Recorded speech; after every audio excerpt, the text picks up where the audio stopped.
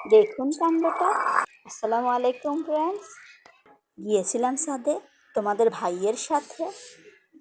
গিয়ে দেখে আমার লোভটা বেড়ে গেল, সাথে তোমাদের ভাইয়েরও। সাথে সাথে উনি বাজারে চলে গেল আর নিয়ে এলো পেয়ারা। মোটামুটি একটা পেয়ারায় হাফ কেজি পরিমাণে হলো। হাফ কেজি মানে পরিবারের সবাই খাওয়ার উপযুক্ত। হ্যাঁ, হয়তো তোমরা এটাই ভাবছো হাফ কেজি কীভাবে দিল বেটা।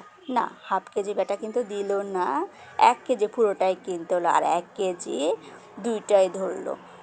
তো আমি একটা পেয়ারা রেখে দিয়েছি, আর একটা পেয়ারা বেবি করে কেটে নিচ্ছি। হ্যাঁ, তোমরা হয়তো এটাই ভাবছো যে ছাদে গিয়ে কেন আমাদের লোভ বেড়ে গেল। হ্যাঁ, ছাদে কিন্তু পেয়ারা গাছ আছে, কিন্তু পেয়ারা ছোট, তাই ইচ্ছে হলো বড় পেয়ারা খাবো।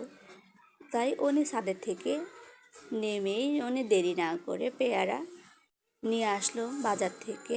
আর আমিও দেরি না করে বসে গেলাম, যা যা কিছু তৈরি করতে লাগবে সব কিছু রেডি করে। কাটাকুটির পর্ব কিন্তু শেষ।